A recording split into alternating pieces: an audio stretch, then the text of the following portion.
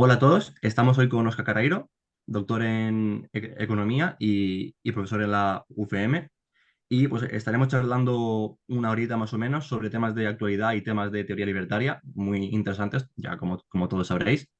Así que bueno, si quieres, Oscar, preséntate para quien no te conozca. Pues me llamo Oscar Carreiro y muchas gracias por la invitación. Y sí, soy profesor así en la UFM y en la Universidad Rey Juan Carlos. Y aquí estoy para hablar de cosas, a ver si son interesantes. Seguro que sí. A ver, pues lo primero y lo que ya hemos comentado antes, es un tema de que no me suele gustar hablar porque a mí los temas de actualidad, pues bueno, se me hacen un poco amarillistas, pero toca hablar. El tema de la guerra entre Israel y Palestina y en general las guerras y los estados, porque también hay guerras en Ucrania, se ve ahora que creo que en Venezuela hay problemas con el tema de las tropas. Así que bueno, eh, ¿qué efectos dirías que tiene el Estado o su manera de actuar en las guerras y sobre todo en las guerras modernas? Bueno, históricamente creo que está bastante claro que tuvo un efecto negativo en cuanto a la extensión de los conflictos armados, al efecto que tenían en el número de víctimas y en la destrucción material. Y se puede ver básicamente desde el establecimiento del absolutismo y sobre todo a partir de la aparición del Estado-Nación y de los movimientos nacionalistas, así, de la Revolución Francesa, de cómo se primero crea el ejército de masas y eso va de manera paralela a lo de la creación del sistema político, así de las democracias dentro de los estados-nación. Y una de las formas en cómo se justificaba era lo de la idea de que ahora todos los ciudadanos, ¿no? Con lo de la homogeneización dentro de los estados, todos los ciudadanos eran de la misma cosa, eran de la misma materia, o era la materia que formaban los estados y estaban obligados, bueno, específicamente los varones mayores de una cierta edad, a servir en el ejército, además de pagar impuestos, y la contrapartida de eso era que tenían derechos políticos, el derecho de voto. Y eso lo que provocó fue el crecimiento de los ejércitos de manera enorme en comparación con lo que tenían a su disposición los monarcas absolutos o los monarcas medievales. Los ejércitos de la época contemporánea son gigantescos y provocó obviamente la extensión de los conflictos armados. Un ejemplo bueno es Napoleón, ¿no? Que se encontró al final, poco después de lo de la Revolución Francesa, con la capacidad para armar unos ejércitos increíbles y para provocar esas, las guerras y la extensión de esos conflictos. Y los otros países tuvieron que imitar a Francia para poder tener acceso al mismo tipo de ejército. Por eso, un autor que se llama Hoffman Nickerson denomina eso la horda armada, porque de lo que hace es establecer una analogía entre las hordas de nómadas como las de los mongoles o cosas de ese estilo y compararlo con lo de los ejércitos de los estados-nación. Ujú. Y la extensión de esas guerras fue enorme. No es una cuestión meramente tecnológica, es una cuestión también institucional y de fundamentos políticos, lo que explica el crecimiento de eso, como por ejemplo que a partir de entonces cualquier ciudadano de un Estado era considerado enemigo en la guerra y empieza también a considerarse potencialmente como un objetivo legítimo, que es lo que acabará justificando cosas como en la Segunda Guerra Mundial, la campaña de bombardeos estratégicos, que al principio eran bombardeos que hacían los aliados en las ciudades alemanas, al principio se decían contra objetivos militares y luego contra objetivos industriales, ¿no? De la producción de guerra, pero después se hacían directamente ya contra ciudades y contra civiles. Sí, sí. Entonces, creo que eso, que lo de los estados fue o provoca el incremento de los conflictos. Creo que la parte buena o menos mala de los estados es el hecho de que no haya, de que en el ámbito internacional se esté en un sistema de estado de naturaleza. o de anarquía internacional en el que hay muchos estados. Y entonces creo también que eso es lo que permite que la extensión de los conflictos no sea tan grande como pudiera ser, porque hay guerras entre los estados, pero no son guerras continuas ni guerras completas de destrucción de manera general, como uno podría pensar que debería ser en el estado de naturaleza. Esa sería la parte buena, pero la parte mala es lo de la propia característica que tiene la guerra con el Estado. De hecho, yo leí hace un par de días un libro que se llama Manual de El Pacifista, y te cuento un poco el tema de cómo funciona la tecnología nuclear y cómo tienen pensados los estados, al menos en los 80, llevar a cabo una guerra si se diera. Y te cuenta justo lo que dijiste, que primero atacarían asilos de arma, a campamentos bélicos, pero que luego, si vieran que no es suficiente como para reprimir al enemigo, que pasarían a bombardear ciudades y todo. O sea, que su objetivo es eso, reprimir al otro estado en su completitud y no pues al ejército o lo que sea. Pero ya entrando al tema de Israel y de Palestina, supongo que estaremos de acuerdo en que, bueno, o todo libertario estará de acuerdo en que cualquier guerra es ilegítima, pero dentro de eso he visto libertarios apoyar a Palestina y algunos apoyar a Israel en cuanto a quién es el legítimo ocupante pues, de ese territorio. ¿Tú Yo, con qué yo, no bando estoy, te podrías posicionar? yo, ¿Mm? yo estaría un poco en desacuerdo con la idea. Yo no creo que necesariamente toda guerra sea ilegítima. En un sentido similar al de que no creo que todo uso de la violencia sea ilegítimo. Vale, digamos toda guerra entre estados, así a priori. Tampoco del todo, porque yo estaría de acuerdo en que el Estado es una institución ilegítima, sí. Pero de la misma forma que creo que la policía estatal es una institución, o sea, es una parte de una institución que es ilegítima, si la policía lo que está haciendo es resolver un crimen o evitar un asesinato o recuperar propiedad robada, yo estoy a favor de eso. Entonces, no tendría una crítica contra eso. La crítica general que tengo es que primero procede de una institución ilegítima y después de que van a hacer las cosas y de hecho las hacen de manera mucho más ineficiente que lo que sería posible en otro orden social. Pero no significa que no crea que si hay un policía evitando que alguien mate a otra persona o que asesine a otra persona, diga, no, eso está mal, no, no, eso está bien. Entonces, Sí, sí. Vale, el caso es que si hay una guerra suele ser porque un Estado quiere invadir otro. Entonces, el Estado que invade sí que es el que hace algo mal. Entonces, en el tema de Israel y de Palestina, lo principal es que no hay acuerdo sobre quién es el ocupante legítimo y quién es el invasor. Unos dicen que es Israel porque les pertenece por algo, algo así como que en la Biblia ponía que sí, y luego están los palestinos que pues dicen que no, porque estaban ellos ahí históricamente, o al menos durante todo el siglo XX, y que por tanto les pertenece. ¿Tú qué argumento o qué bando crees que está en lo cierto, o menos que está menos equivocado? Pues creo que sí, que el principio general o uno de los principios generales que habría que seguir es determinar quién es agresor y quién no, porque el que no lo sea es el que tiene la legitimidad para utilizar la violencia porque lo estaría haciendo de forma defensiva, que es perfectamente válido.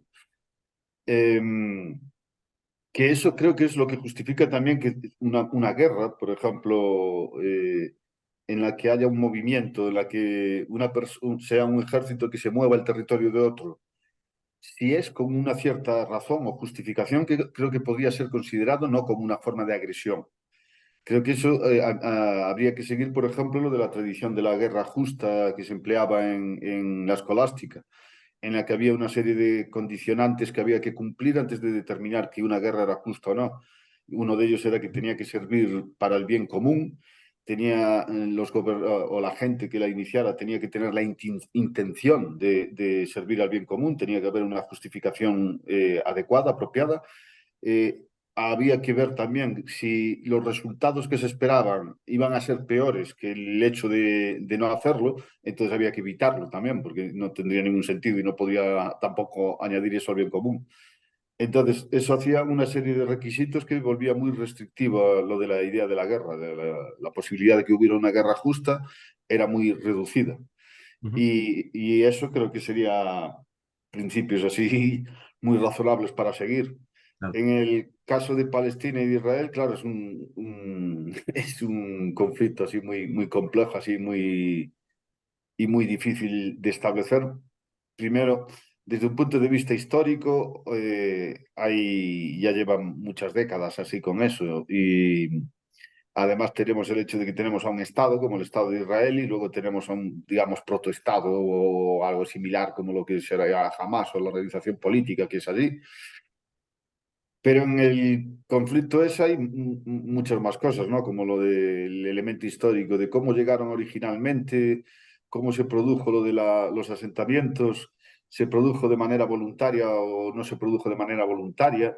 Y yo no soy experto en eso, yo no tengo un conocimiento bastante limitado así del fenómeno histórico, así tengo algunos matices o detalles.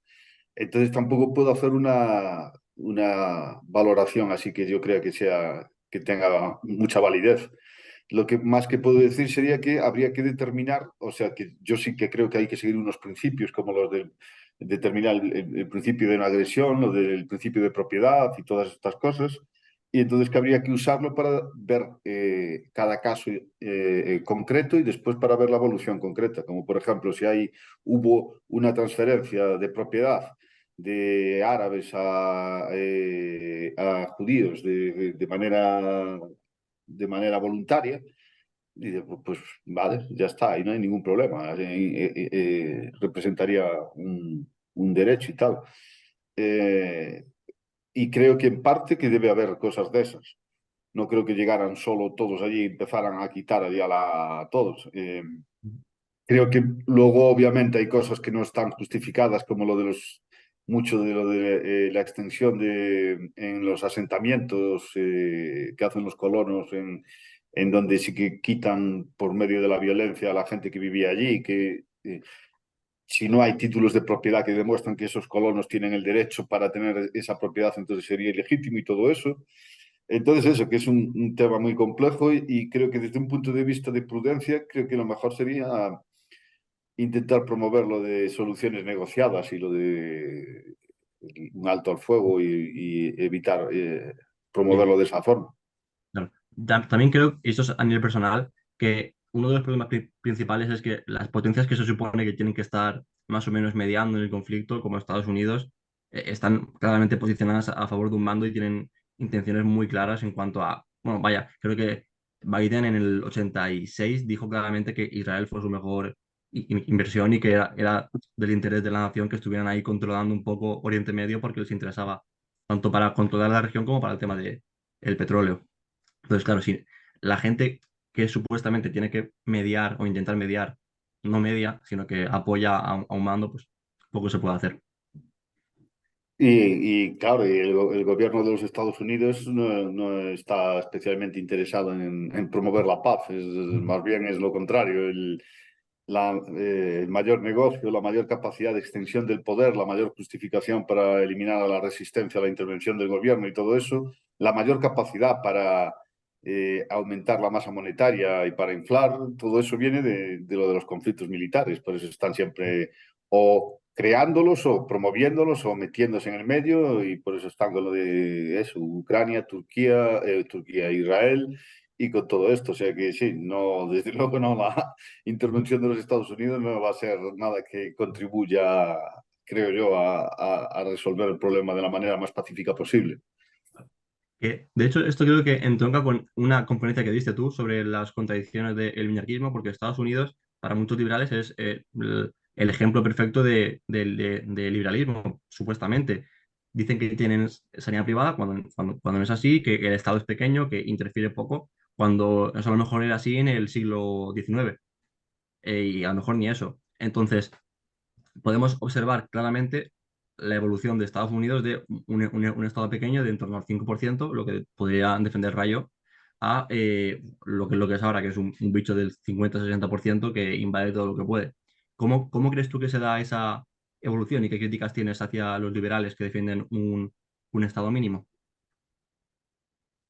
Bueno, la crítica que tengo es, aunque obviamente desde un punto de vista práctico, si fuera moverse desde un Estado más intervencionista a uno menos intervencionista, obviamente yo estoy a favor. Y las razones por las que lo apoyan son razones que yo creo que son correctas, como elementos así en cuanto a lo de la ineficiencia en cuanto a la intervención económica, de crear problemas para el desarrollo económico y el crecimiento y cosas de ese estilo. O sea que yo en eso estoy a favor. Yo estoy en desacuerdo primero con algunos que creen que los estados que son legítimos y que son instituciones buenas, que están justificadas, aunque lo que quieren es que sean pequeñitos. Y estoy también en desacuerdo con aquellos que piensan que no son necesarios ni están justificadas, pero que son inevitables o que no hay forma de salir de ahí. Y en términos prácticos, creo que son, en general, son muy ingenuos y muy poco realistas. Lo que es curioso, porque suelen ser, esa la crítica que se le suele hacer a los anarquistas, es la idea de que son utópicos o de que no tienen en cuenta las realidades de la vida. Cuando en realidad la crítica que hacen eso significa la gente que es más bien que son derrotistas ellos mismos. Es la idea de decir el mundo es de una forma y no se puede cambiar. Y dice, hombre, yo creo que sí se puede cambiar porque se ve históricamente que el mundo cambia.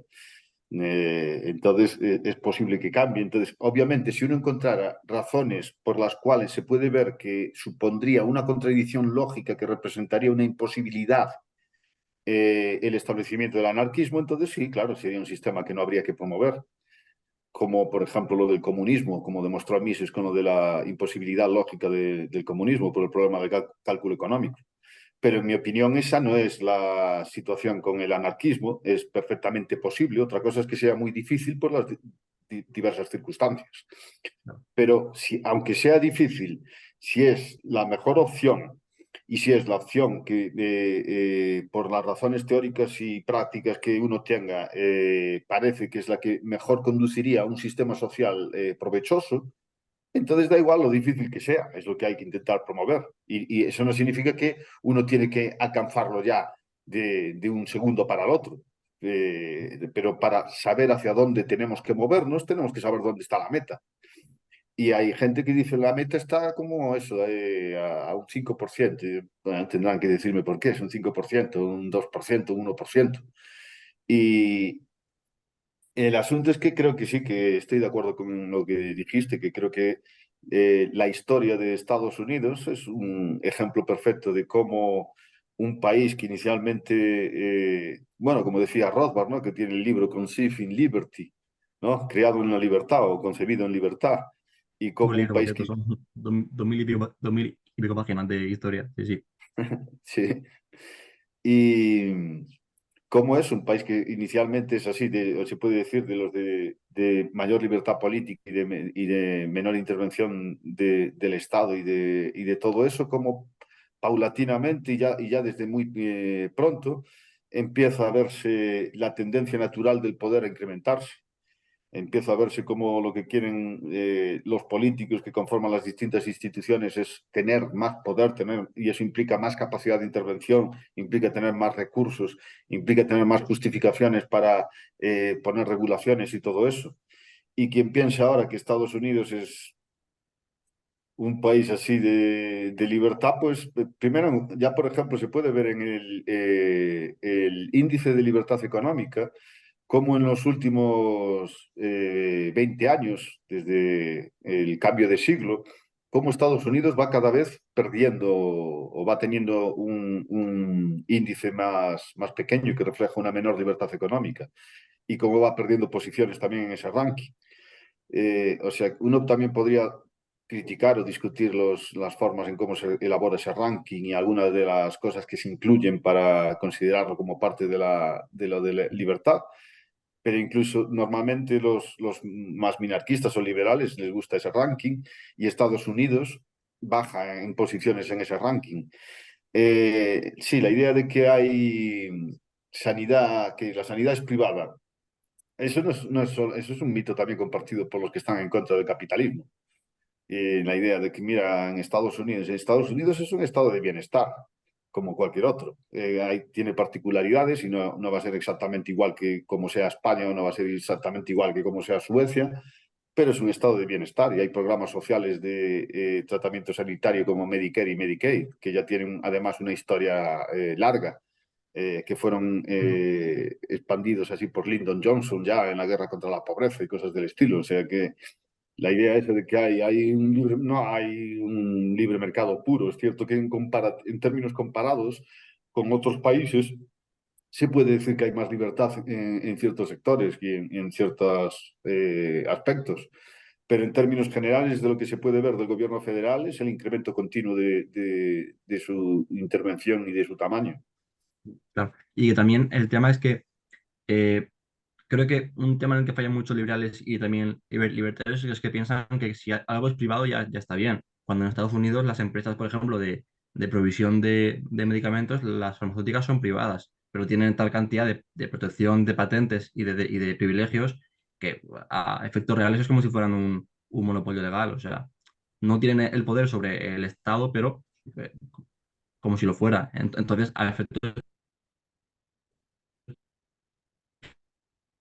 prácticos, los problemas son los mismos, como si fuera al final el Estado gestionándolo, que posiblemente lo haga, vaya.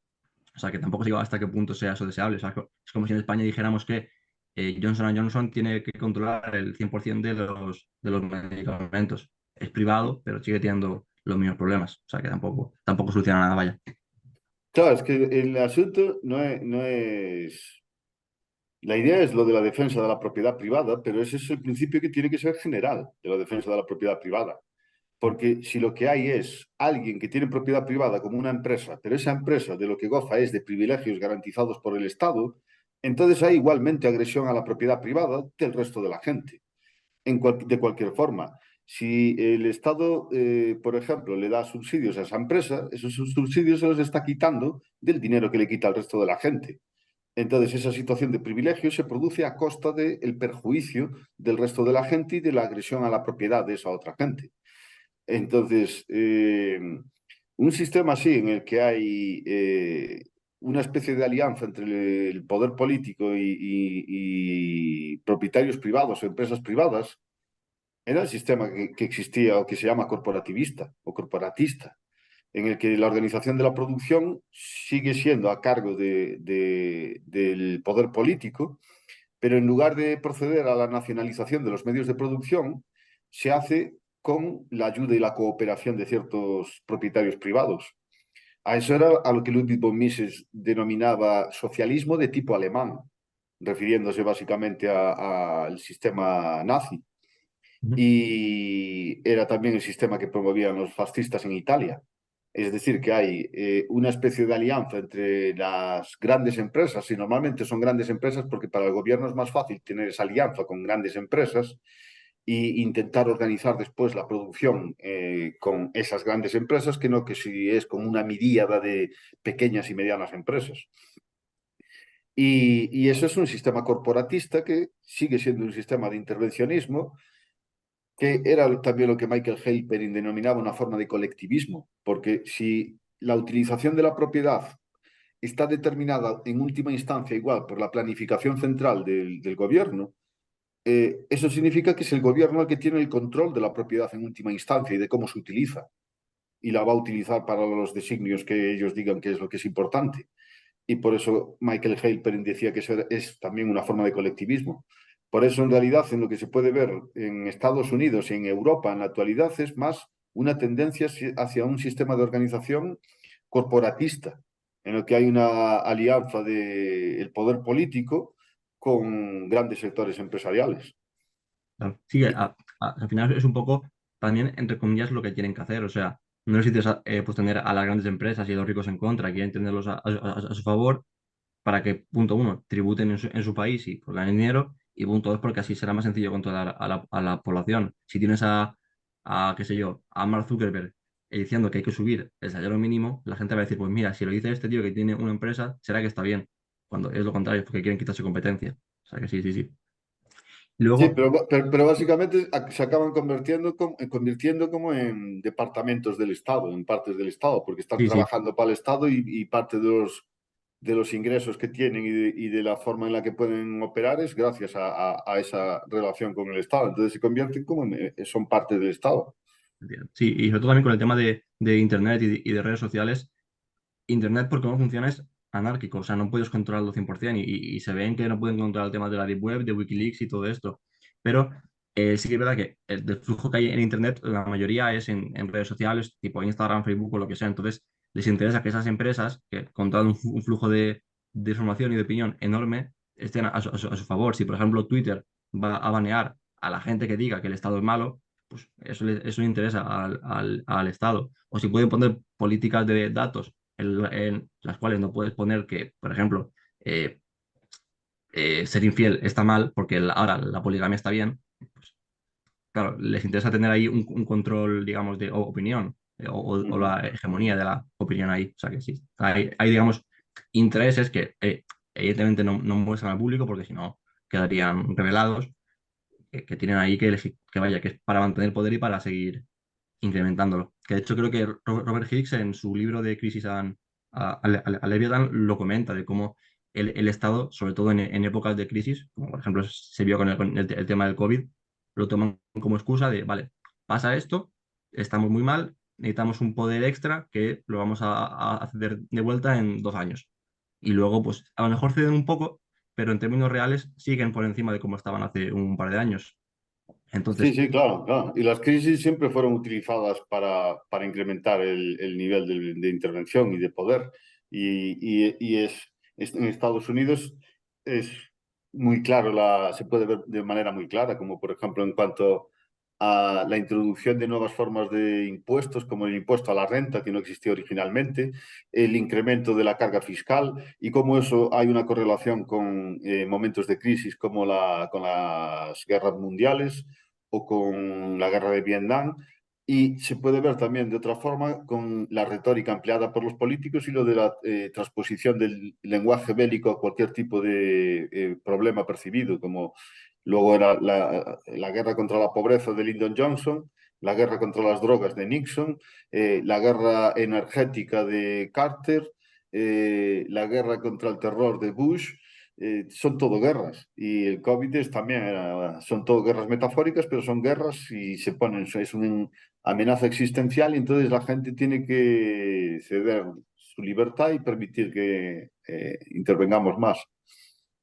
claro, claro. Que de hecho, esto ya se entra un poco en teoría de la conspiración, pero habría que ver hasta qué punto permiten, o sea, por ejemplo, el famoso caso del 11S, hay mucha gente que defiende que no fue a lo mejor trabajo interno, pero que sí que conocían que iba a pasar y lo permitieron porque les interesaba para luego intervenir. Entonces también habría que estudiar, aunque en el caso de que lo reveles con pruebas, posiblemente acabe suicidado, habría que estudiar hasta qué punto ellos permiten eso porque les interesa. En un balance entienden que prefieren dejar que mueran 100 personas en un ataque terrorista para luego justificar una posterior invasión o una Lo que intervención pasa, extranjera.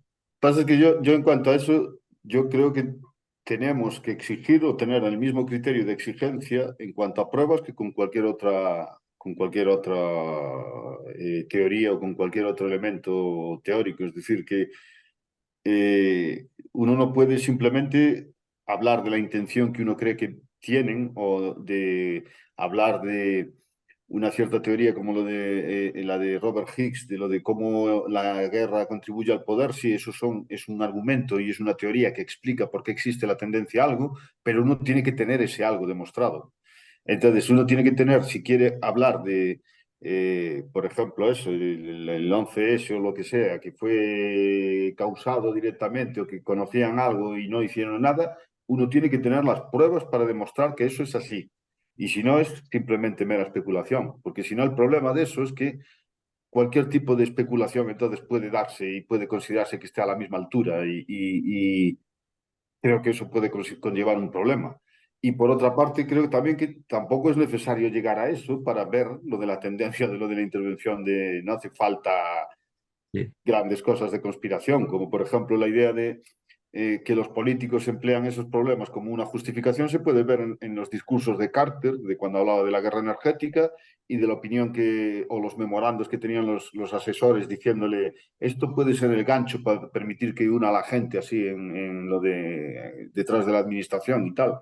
O sea que tampoco hace falta lo de la idea de buscar. Y si alguien quiere hacerlo, que me parece muy bien, pero hay que exigirle el mismo nivel de rigor que a cualquier otra investigación. claro. El tema es que, por ejemplo, pasó hace poco con McAfee, dijo que tenía pruebas reales de pues, el tema de la pedofilia y los políticos en Estados Unidos y las grandes élites, y al poco tiempo bueno, apareció ahorcado, supuestamente.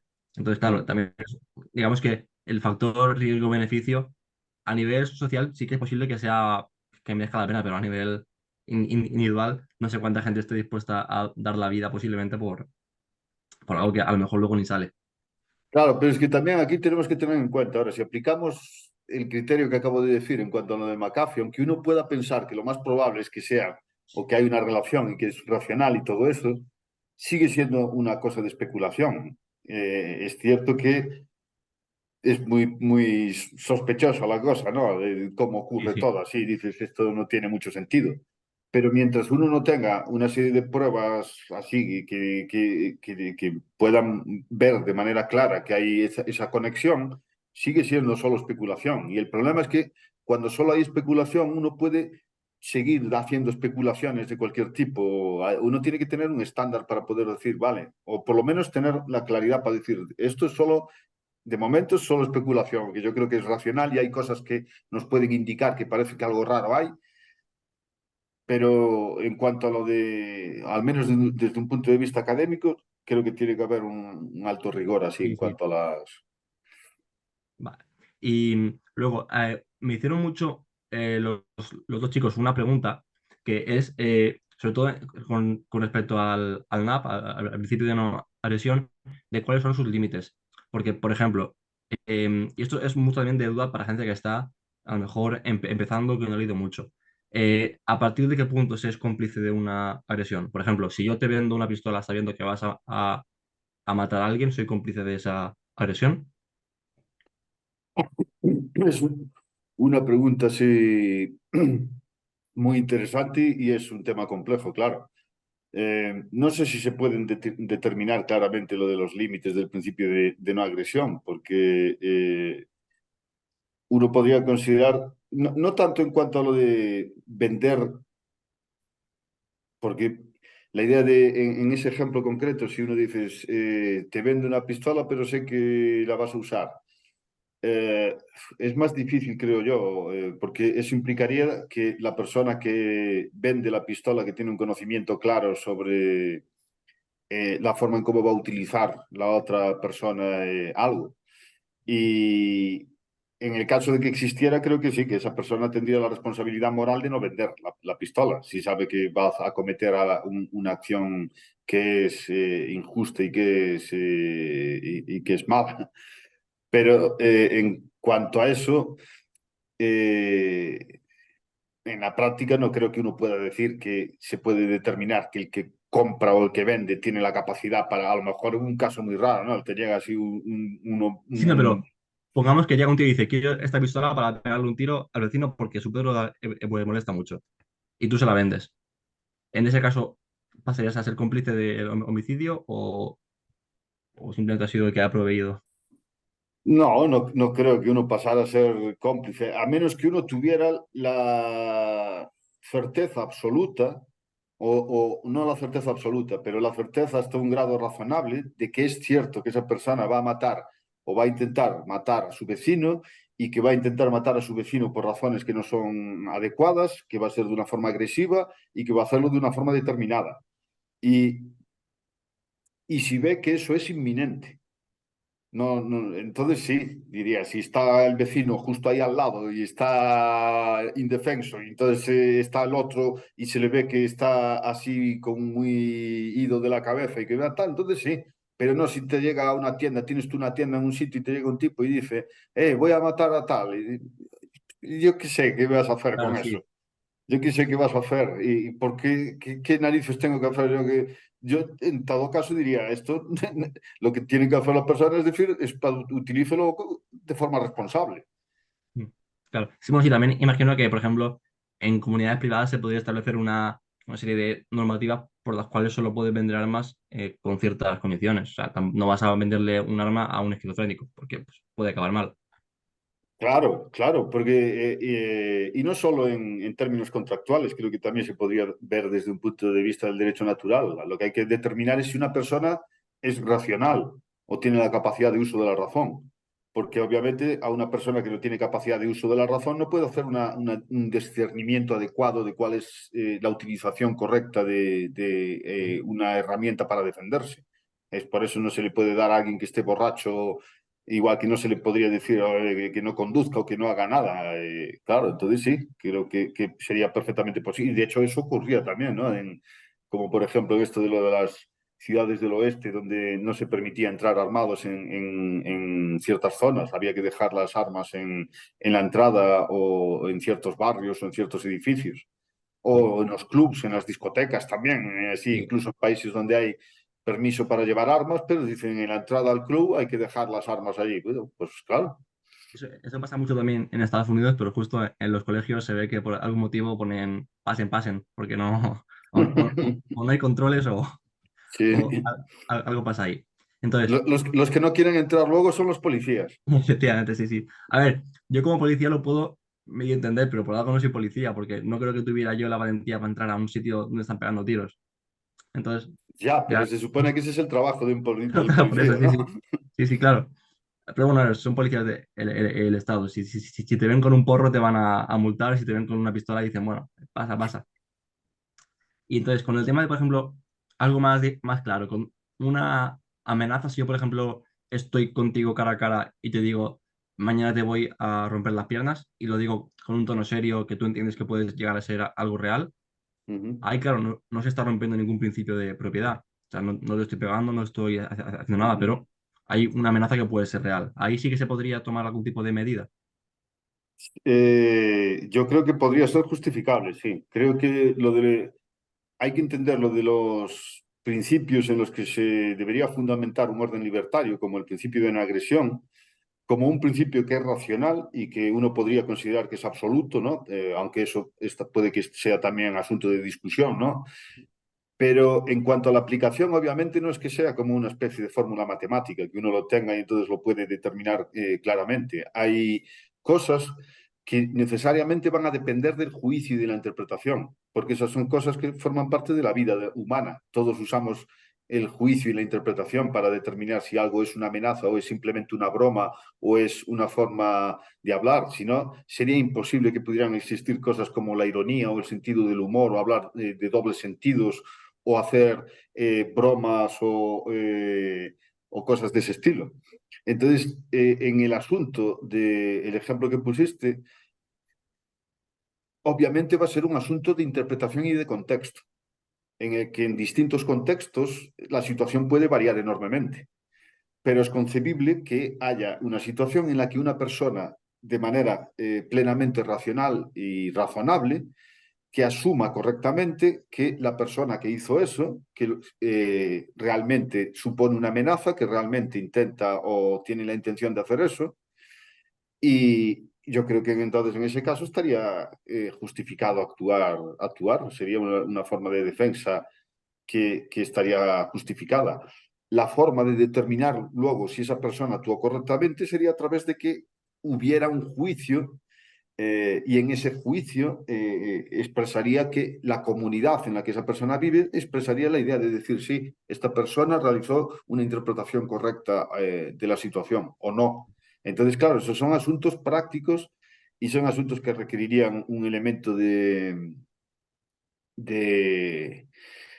Commonwealth y de jurisprudencia y de creación de antecedentes y precedentes y de ver las formas de interpretar las cosas. Y claro, requeriría ese tipo de elemento, pero todo eso estaría fundamentado con los principios generales, que son los que indicarían cómo uno puede buscar y entender cuándo algo es correcto o no. Ujú. Claro. Y entrando en esto, que es lo que comentaste antes, de que si eso no absoluto, el principio de no agresión, yo entiendo que tú eres aristotélico. No sé si también tomista, porque tu hermano sí que es tomista, pero creo Sí, que ahí también, sí. hay... Vale. Em, entonces, bueno, defiendes una ética de la virtud. Si quieres, antes de nada, explica un poco en qué consiste para quien no la conozca y luego ya entramos en lo que es materia.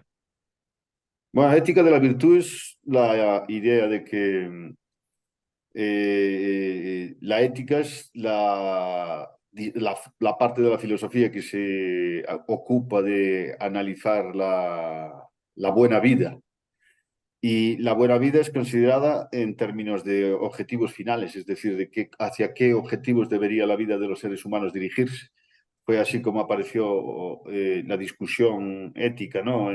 A partir de Sócrates, en relación al conflicto que tenía con los sofistas, ¿no? Que eran los relativistas o posmodernistas de aquella época, que decían que el bien o el mal eran solo convencionales o históricos. Y a partir de Sócrates y con Platón y Aristóteles, pues la idea que ellos tenían era la idea de que lo que hay que perseguir es lo que es una buena vida, una vida de felicidad, que era lo que decía Aristóteles, y esa vida de felicidad consistía en la realización de una serie de virtudes, la idea de buscar el conocimiento, eh, de buscar el bien común, de comportarse de manera valiente en la comunidad, cosas de ese estilo. Y eso sería lo que se consideraría como la ética de la virtud, que hay ciertas acciones que tienen un valor moral y que tienen un valor moral porque contribuyen al fin último que tienen los seres humanos. Entonces en eso consistiría básicamente lo de la ética de la Sí, virtud. sí, como resumen, digamos que se entiende que el ser humano está orientado a ser, más que ser feliz, a llevar una vida plena y Uh para -huh. alcanzar esto tiene que realizar ciertas acciones que le hagan feliz. Yo, por ejemplo, cuando ayudo a una anciana a cruzar la calle, luego me siento bien porque he hecho algo bueno. Uh Sin embargo, -huh. si le pego a un bebé, luego posiblemente debería sentirme mal.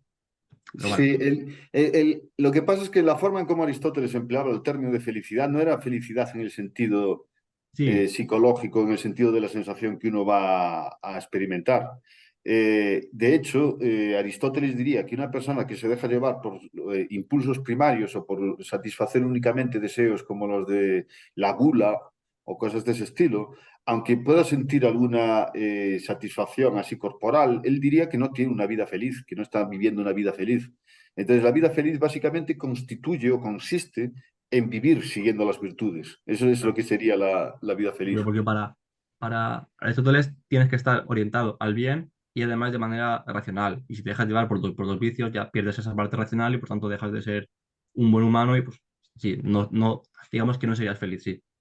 Pero la diferencia que, bueno, al menos uno de los debates más grandes que veo yo hoy por hoy entre libertarios, Uh digamos que -huh. se dividen en tres corrientes éticas. La de la ética de la virtud, la de la deontología y la de el utilitarismo.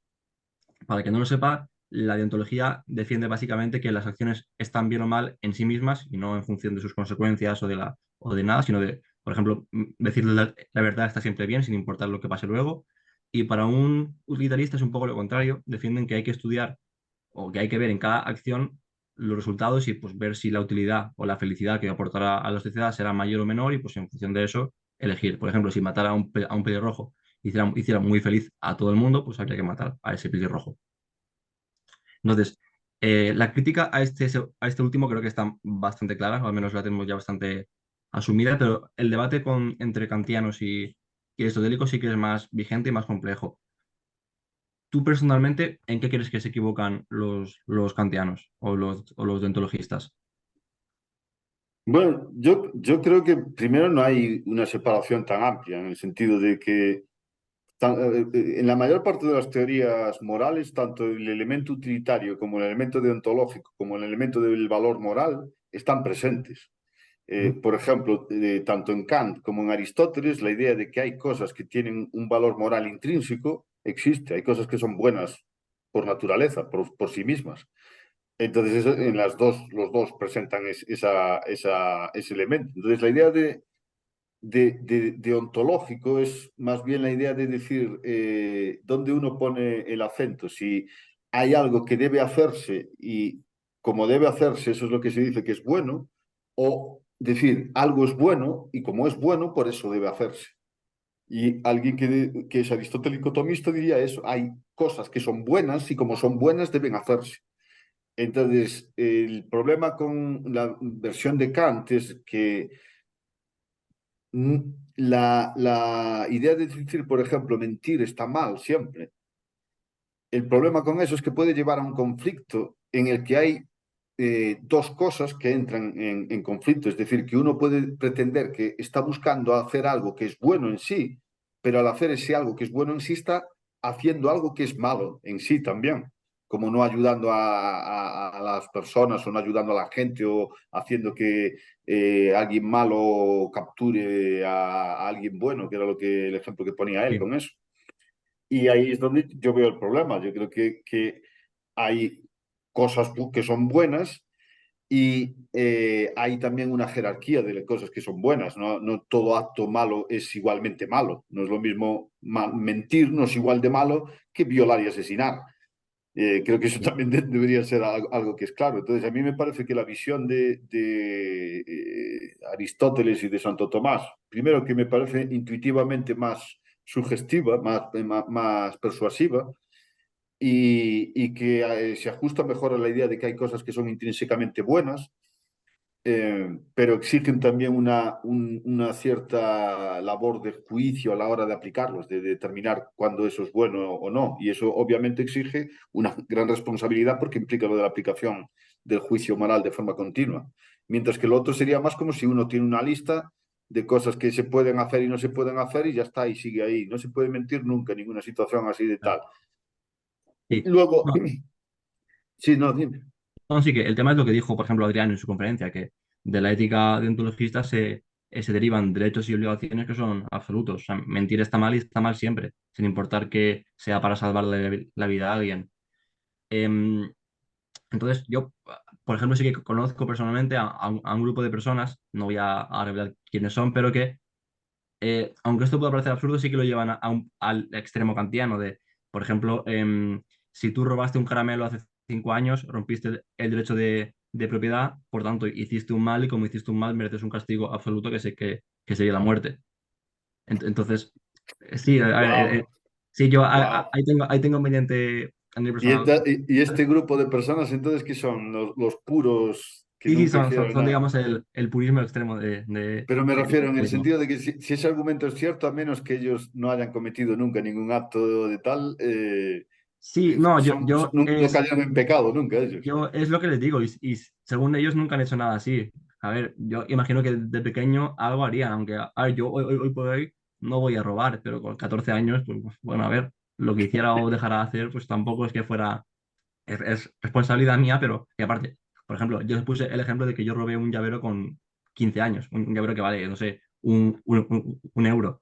Me dijeron, pues tienes suerte de que no vivas en una sociedad libertaria, porque si no estarías muerto. Yo, bueno, está bien saber eso. Wow, Y, la verdad es que tengo una percepción distinta de lo que sería una sociedad libertaria, claro, claro, sí, no, pero muy luego, distinta. luego, por ejemplo, si alguien va con el coche borracho y sin querer atropella a alguien, como ahí no ha habido intención de matar a ese alguien, no se dice que ha habido homicidio y por tanto no puedes castigar a ese alguien porque no lo ha hecho de manera intencional. Entonces ahí veo que hay una clara confusión porque si alguien que ha matado a alguien con el coche, aunque sea sin querer, no puedes castigarle ni aunque sea un mínimo, pero alguien a quien ha robado un caramelo le puedes matar. Sí, creo que ya uno debería ver que eso es obviamente absurdo, esa posición, Sí, sí, sí, porque lleva a cosas que cualquier persona con sentido común vería que son absurdas, que es claro. matar a alguien que roba un caramelo, eso es absurdo. Sí, sí. Y no creo que no requiera demasiada discusión Claro. filosófica. Aunque lo que sí que creo que es que lo que hacen, entre comillas, bien es que llevan de manera coherente el principio kantiano del derecho absoluto a sus últimas consecuencias. De, vale, si todo acto moral que esté mal está igualmente mal porque no hay un grado de mal, sino que el mal está mal y punto. Entonces, claro, todo mal debe ser igualmente castigado. Pero creo que eso debería llevarles más a ver que entonces esa teoría probablemente no es correcta, que Claro, si sí, conduce a circunstancias que serían absurdas y que debe resultar obviamente absurdo, entonces más bien debe haber problemas en la teoría. No, claro. no tanto de que debe haber problemas en cómo la gente concibe cuál es el castigo adecuado a robar un caramelo. Sí, sí, o bien no forman la teoría o bien se cambian, tampoco hay otra, pero en fin, digamos que tampoco es que estén muy allá de la cabeza, digamos, ¿sabes? No, creo que no creo que no mal. Si alguien defiende que puedes matar a una persona por robar un caramelo, no. Muy bien, Hombre, tampoco puede. claro, no, no. Y pasando a un tema menos absurdo. Milei hace unos meses ganó las elecciones primarias en Argentina y que gobierne ya es una posibilidad bastante real. Ante esto, pues ha salido un debate sobre si es deseable o no que Milei gobierne en base a si eso no es deseable un presidente libertario.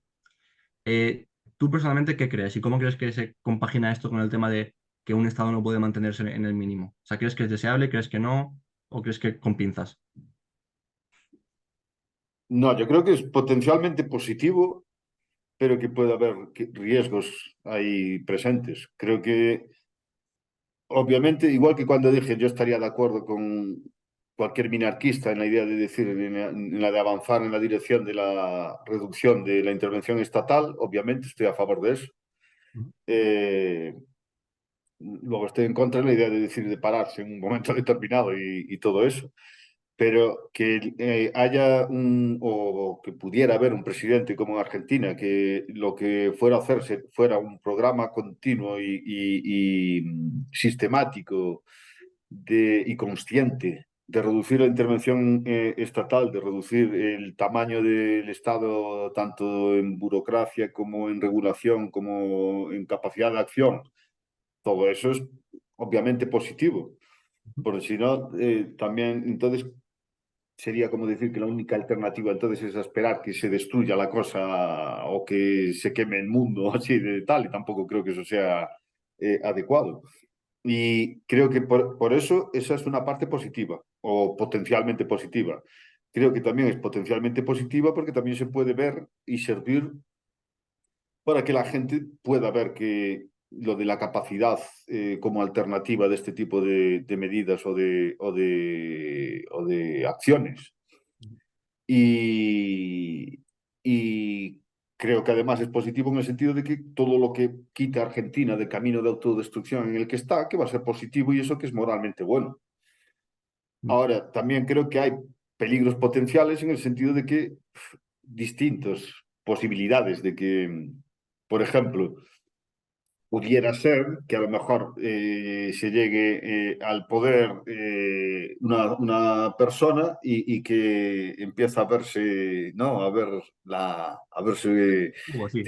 tentado ahí por la capacidad de mando y de tal. Eso es una posibilidad. Yo no creo que en el caso de Milei eso pueda ocurrir, porque básicamente o al menos a lo mejor estoy engañado, yo qué sé, yo tampoco soy así, tampoco conozco lo que hay en el corazón de los hombres, ni soy un de tal, ¿no? Pero a mí personalmente me parece que es una persona honesta y que no creo que fuera a caer en ese problema. Eh, pero es un riesgo que existe. También otro riesgo es que a lo mejor las medidas que se tomen no estén perfectamente pensadas y que pueda haber algunos problemas y que la gente no quiera esperar y piense que lo que trae es como una solución mágica y entonces luego acusen al anarcocapitalismo, a lo que fuera, de decir, ves, ahí está, y tal. Pero esto tampoco es culpa exacta, o podría no ser culpa exactamente de mi ley, puede ser más culpa de la forma en cómo la gente va a realizar el criterio y de otras cosas. Entonces, yo personalmente, de momento, lo veo de forma positiva, o creo que hasta ahora, por lo menos, fue mayoritariamente positivo. Y por eso, mientras no haya así más cosas para decir que vea que pueden ser negativas, y mientras ahora hasta el momento tampoco ocurrió nada, ¿no? Todavía no es presidente ni nada. Entonces, más que nada es positivo en el sentido de ver de que, vale, llega un momento en el que hay gente en un país que está tan hasta las narices de ver lo de eso, que empieza a valorar otras alternativas posibles. Y eso a mí me parece me hace ser optimista. Vale. Y tomando un poco lo que has dicho, diciendo aquí de abogado de el diablo, has dicho que la gente podría, por ejemplo, ver que las medidas que toma mi ley, pues a corto plazo son perjudiciales, sin saber que a largo plazo serán mejor, o aun sabiéndolo, no siendo capaces de esperar. Ahí, bueno, lo que se ve es que realmente lo que condiciona, condiciona los sistemas políticos de las sociedades son las ideas de la gente. O sea, nos gusta o no lo que la gente piensa es lo que se va a hacer. Entonces, ¿no crees que, por ejemplo, el caso de que Milei llegase al poder, dejando de lado que lo hiciera bien o mal, y además, si lo hiciera muy bien y hiciera un Estado muy eficiente, ¿no crees que eso podría ser perjudicial? Porque la gente vería al Estado ya no como alguien que le roba, sino como alguien que gestiona bien y que por tanto es legítimo. Además, creo que tú dijiste en tu charla del minarquismo que los minarquistas son los que hacen una mejor defensa del Estado. O sea, son los que lo defienden en mejores términos y de manera más coherente. No creo que eso fuera, en el caso de Milei, la primera parte Sí, de la pregunta que dijiste, no creo que eso fuera un argumento a favor de lo del Estado, porque en realidad no representaría una buena gestión. Lo que representaría sería una buena capacidad de quitar la gestión del Estado. Sería una buena forma a través de la cual lo que está haciendo Milei es quitar poder al Estado, quitar elementos de intervención. Sería como lo de decir, dolarizas la economía, si en el caso ese de la política monetaria, lo que estás haciendo es quitarlo del Banco Central en Argentina. No estás creando una cosa para gestionar de manera racional y eficiente un cierto sector concreto de la economía. Vale, luego estaría la discusión de si es el dólar, es la parte buena, ¿no? O sería mejor sí, otra sí. alternativa, pero bueno, a lo que me refiero es a eso, que si cumple lo que está diciendo y lo pone en la práctica, en lo que constituiría fundamentalmente son quitarle poder al Estado, no sería gestionar bien el Estado, que ese es el problema de aquellos que creen que es lo que tienen que hacer los políticos, es gestionar. No, lo que tienen que hacer es dejar de intervenir y dejar de tocar las narices. Eh, que hay cosas que obviamente necesitan por ciertos motivos, como por ejemplo uno no puede a lo mejor en Argentina inmediatamente reducir el número de funcionarios porque eso provocaría un problema con los funcionarios. Entonces, aunque uno elimine un ministerio, ¿qué hace con los funcionarios? Tiene que hacer algo por lo menos de manera temporal. Entonces, claro, en la práctica no es que sea tan sencillo como decir, pla, pla, quitamos todo, ya está y ya queda así. No, es un poco más complejo que eso. Pero si en el caso de que lo hiciera bien y de qué tal, lo que sería una representación de precisamente cómo reducir el poder del Estado contribuye a incrementar el bienestar social y no cómo la buena gestión del Estado contribuye a incrementar el bienestar social. O sea que no vería un problema con eso. Claro, Y sí, pero con esto, lo... por ejemplo, a ti Sí, te parece evidente, a ti o a mí, pero a un ciudadano medio que no ha leído porque no tiene tiempo ni ganas para leer sobre teoría política, puede simplemente, o sea, es por ejemplo el típico debate aquí en España de que unos defienden que el PP lo hace mejor, otros que el PSOE lo hace mejor y lo votan por eso. Podría llegar a darse el caso de que la gente vote a Milei porque lo hace mejor y quieren que gestione él porque lo hace mejor. puede ser, pero primero Argentina no creo que, y tampoco en el nivel así del mundo, no creo que por lo menos cuando lo describen o en cuanto lo describen de tal, no es porque digan aquí viene un tecnócrata eficiente que va a gestionar las cosas de manera... es más porque dicen por las cosas que dice que no están acostumbrados a escucharlo. Entonces, a lo mejor Milei podría convertirse después en un liberal cualquiera, como Macri, que era más bien de ese estilo, de tecnócratas y de gestión, ¿no? De reducir un poquito y todo eso. Entonces, en cuyo caso, sí, volvería a ser lo mismo de antes, pero si lo que cumple, lo que mi ley está prometiendo, creo que sería difícil que alguien viera o hiciera ese tipo de razonamiento, porque lo que está diciendo es quitar las cosas, no está diciendo vamos a hacer que funcionen bien, no está diciendo vamos a gestionarlas bien. Entonces, no creo que ese riesgo sea así o al menos no me parece muy sensato, muy racional. Claro, si luego la gente no es racional, eso no es, claro, ya no es algo que uno pueda controlar, ¿no? Claro. Vale, y ya casi que la última pregunta. Como la mayoría de gente que nos ve o que va a ver este vídeo es gente joven de, no sé, 20 40 años, 40 ya creo que me he pasado, 20 30 años, Sí. ¿cuáles crees tú que son los grandes retos que tenemos los libertarios hoy por hoy, tanto a nivel académico como a nivel práctico? Para que sepan por dónde empezar. Vale, sí, y mejor de 20 30 años, porque Sí, vamos, pues si no vamos a acabar como en las noticias, ¿no? Cuando dicen hubo un accidente en el que un joven de 42 años, bueno, a ver, aquí cuando la gente, cuando se hace adulta, mayor la gente aquí. Entonces, de los retos que tienen los libertarios a nivel académico, hombre, un reto obvio es que si alguien está interesado en el mundo académico, que resulta más difícil poder introducirse, porque por motivos institucionales y por motivos también de inercia institucional hay ciertas teorías que son más favorecidas, con las que son más fáciles entrar y crear o continuar una carrera a nivel académico. Entonces, eso es obviamente un reto. Eh, creo que ese es un problema o que es una de las dificultades que existen, pero creo que hay también alternativas y soluciones. Primero que tampoco uno no tiene por qué decir solo hay que estudiar de el mundo libertario, uno tiene que estudiar de todo, entre otras cosas porque si uno quiere ver cuál es la alternativa correcta y si uno quiere conocer cuáles son las alternativas que presentan otra gente, uno tiene que estudiarlas. E incluso para criticar otras teorías, uno tiene que conocerlas, porque si no, ¿qué narices va a criticar? ¿Cómo va a saberlas? Entonces, por lo menos en ese sentido, también uno puede decir, bueno, pues vamos por este camino, yo ya estoy encaminado, ya sé, creo más o menos que esta es la posición correcta, pero vamos a ver por aquí y tal. O sea que al menos desde un punto de vista personal, es cierto que puede haber problemas, porque, por ejemplo, uno no puede estudiar un tema o no puede presentar una tesis así con un tema cualquiera, hay cosas que no se consideran adecuadas. En cuanto a publicación, los artículos más prestigiosos no van a publicar cosas. Entonces son problemas, sí, pero creo que son problemas que son resolubles. Y además también existe la posibilidad de simplemente buscar el propio conocimiento, independientemente del mundo académico tal y como está constituido. Entonces creo que esa también es otra posibilidad.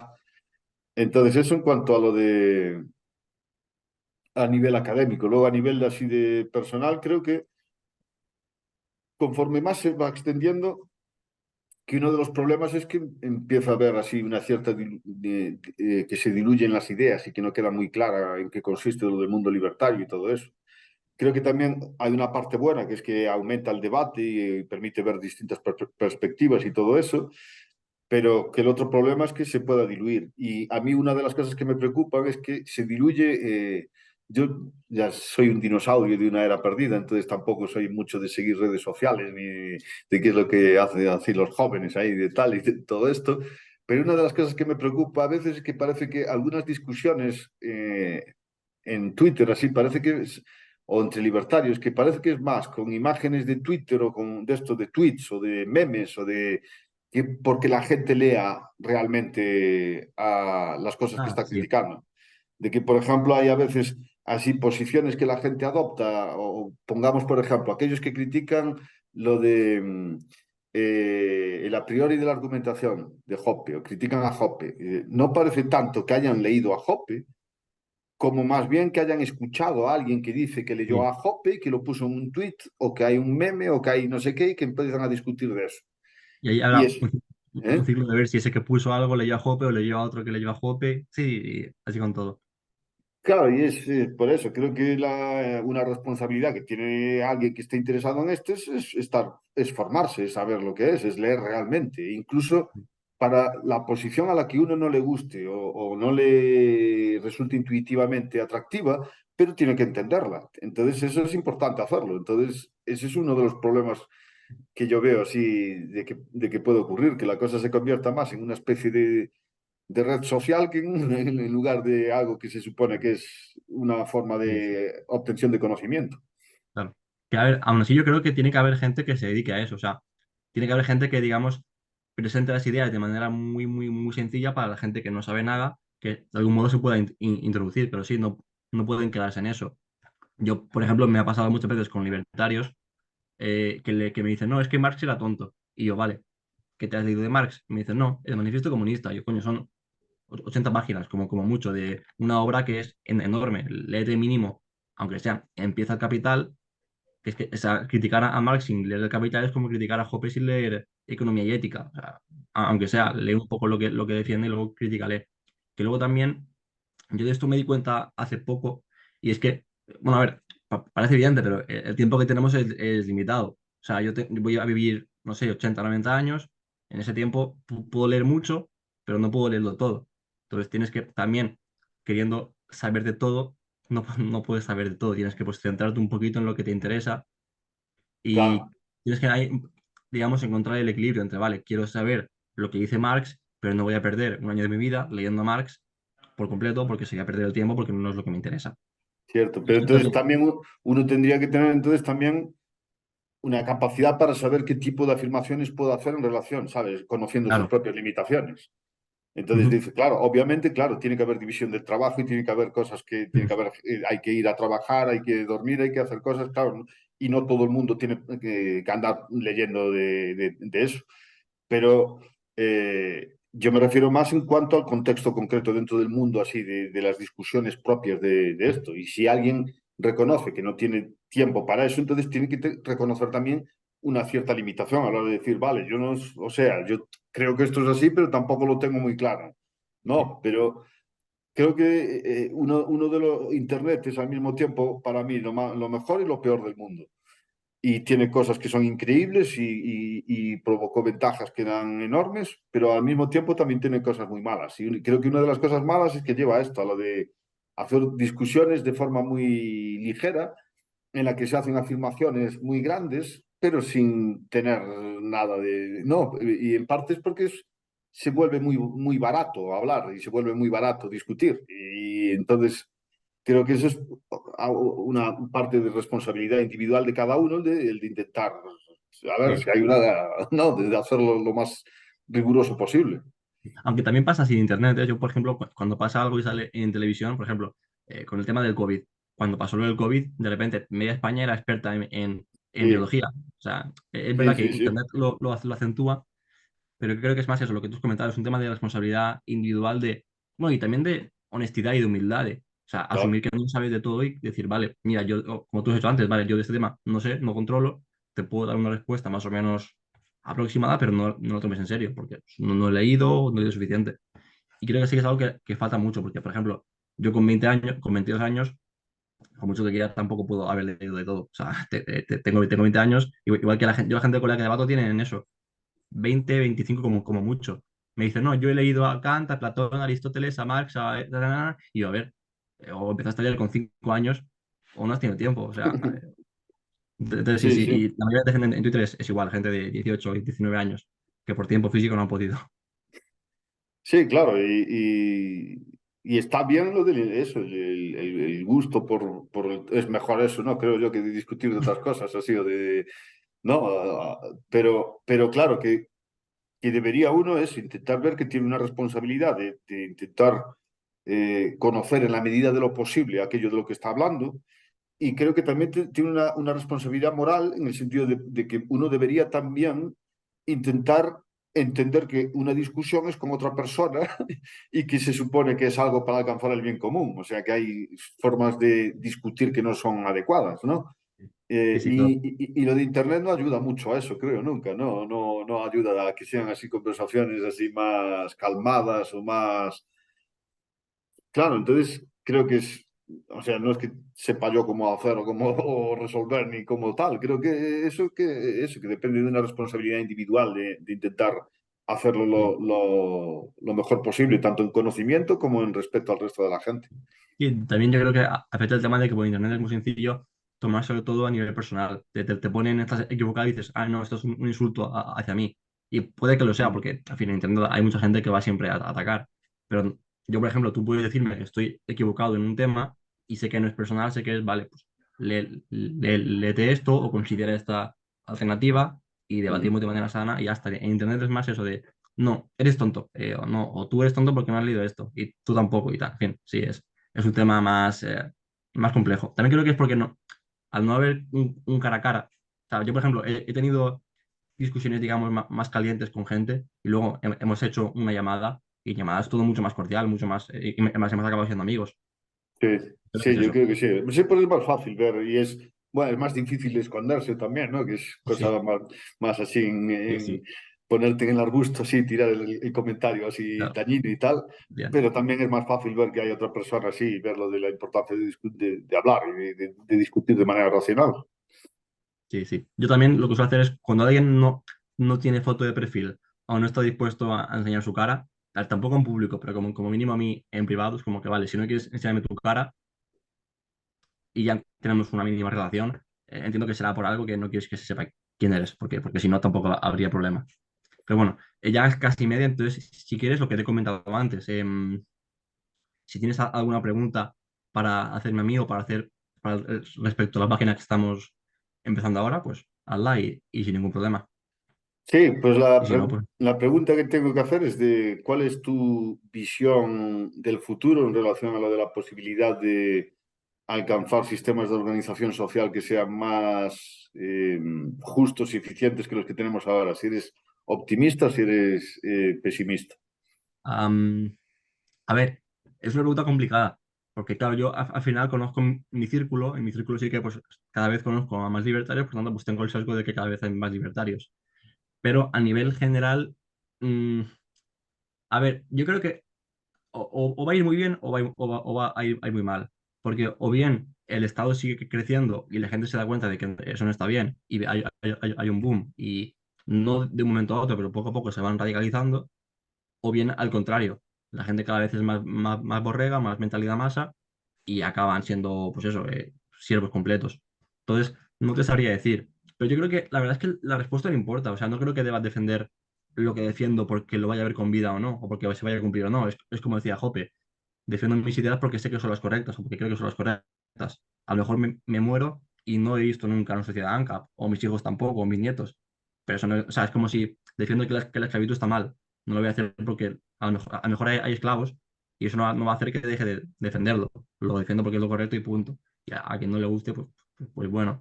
En cuanto a si creo que va a pasar, pues espero que sí. Pero también creo que si pasa no va a ser a nivel mundial, al menos no a medio plazo. O sea, será a lo mejor en comunidades pequeñas, no sé, pueblos, países pequeños, tipo que sé, a lo mejor en países como Andorra es más sencillo hablar de ANCAP que en países como España, porque con una población de pocos miles, bueno, pues puedes más o menos convencerles o reducir, es más sencillo, pero en España que somos 40 y pico millones, que todo al final depende de Madrid y que si te quieres ir te llaman Indepe rojo y no puedes, pues lo veo, lo veo más complicado. Pero sí, yo creo que en general me decanto más por el optimismo que por el pesimismo. Pero también creo que porque soy joven, igual cuando tenga 50 años estoy hasta los cojones y no quiero saber nada y me quiero ir al campo, ¿sabes? O sea que de momento digamos que estoy en el optimismo, pero bueno, todo puede cambiar. Vale, optimismo moderado. Me gustó mucho tu respuesta, sobre todo lo de la parte de que no importa tanto, si es lo que Claro, es correcto y bueno y tal, es lo que hay que hacer. claro, Pero siempre sí, es como la gente que te defiende que, por ejemplo, que el feminismo ahora tiene que ser tan radical porque en su momento la mujer estuvo oprimida. Es como que, vale, pero es que lo que está bien está mal, no está bien o mal porque antes o después fuera así o así. Está bien o está mal y punto. Entonces, lo que pase antes o lo que pase después importa poco. Sé que matar está mal, sé que robar está mal, por lo tanto, todo aquel que mate y robe, pues está haciendo mal y tener que criticarlos, esté aquí o esté fuera. Creo que es bastante sencillo de entender. Pero bueno, sí, hay gente que, digamos que, eso, como la crítica más común de Alan Cap es que somos utópicos. O sea, yo siempre pongo el ejemplo de, pongamos que tú estás yendo con un coche y sabes que vas recto y hay un barranco a 100 metros. Y tú vas con el coche y dicen, vale, tengo que parar el coche porque si no me voy a matar. Y dicen, no, pero es que si pasa el coche, ¿a dónde vamos? Pues no lo sé, pero paro el coche y no me mato. O sea, a lo mejor no sé cómo va a ser el ANCAP futuro porque depende mucho de cómo la gente interactúe y todo, pero sé que hacia dónde vamos no está bien y no es correcto. Entonces, como mínimo, vamos a parar, vamos a pensar y en función de eso ya se ve qué se hace. Pero lo que estamos haciendo, al menos lo que se hace a nivel social o a nivel general, no es correcto. Pues, como mínimo, pues, paremos y recapacitemos. pues muy bien, sí, señor, estoy completamente de acuerdo. Bien, bien. Vale, pues entonces si quieres, vamos a ir dejando ya aquí la entrevista que toca irse a comer. Así que nada, ha sido un placer. Espero que te hayas pasado bien y que haya sido entretenido y también si en cualquier momento futuro quieres volver a colaborar o a una entrevista o lo que sea, yo por mí encantado. Pues muchas gracias por la invitación y sí, fue muy entretenido y me gustó mucho estar aquí, o sea que en cualquier otro momento del futuro estaría encantado también. Y también tenemos que ver la pelea entre tú y Dani, el combate de boxeo, a ver si al final se hace o no. Yo sigo pendiente. El combate fratricida. Efectivamente. Vale, pues nada, un placer. Igualmente.